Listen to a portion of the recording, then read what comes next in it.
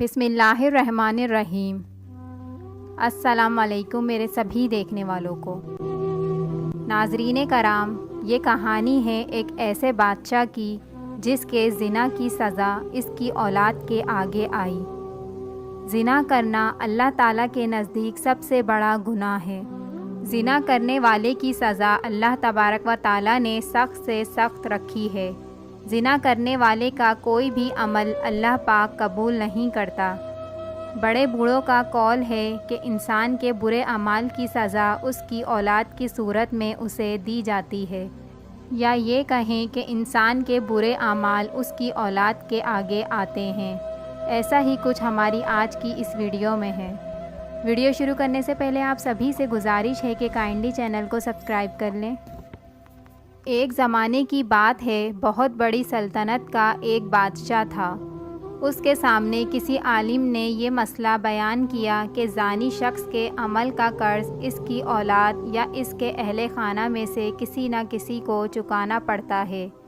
اس بادشاہ نے سوچا کہ میں اس کا تجربہ کرتا ہوں۔ اس بادشاہ کی ایک بیٹی بہت حسین و جمیل تھی، جس کے حسن و جمال کی مثال پوری سلطنت میں دی جاتی تھی۔ اس نے شہزادی کو بلا کر کہا کہ عام سادہ لباس پہن کر اکیلی بازار میں جاؤ، اپنے چہرے کو کھلا رکھنا اور لوگ تمہارے ساتھ جو معاملہ کریں وہ ہو بہو آ کر مجھے بتانا۔ شہزادی نے ایسا ہی کیا۔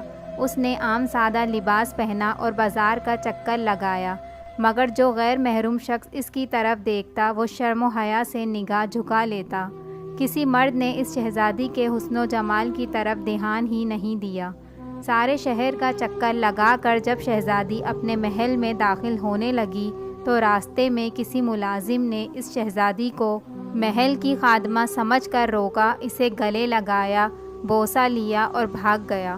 شہزادی نے بادشاہ کو سارا قصہ سنایا تو بادشاہ رو پڑا اور کہنے لگا کہ میں نے ساری زندگی غیر محرم عورتوں سے اپنی نگاہوں کی حفاظت کی ہے، البتہ ایک مرتبہ میں غلطی کر بیٹھا تھا اور ایک غیر محرم لڑکی کو گلے لگا کر اس کا بوسہ لے لیا تھا۔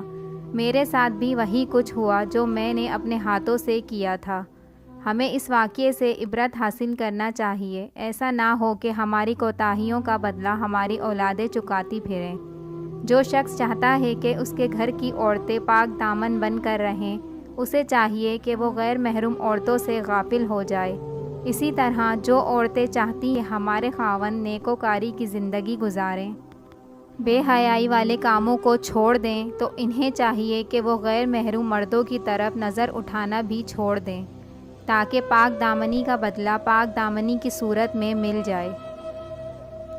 ویڈیو اچھی لگی ہو تو لائک کریے گا اور سبسکرائب کے بٹن کو دبانا نہ بھولیے گا۔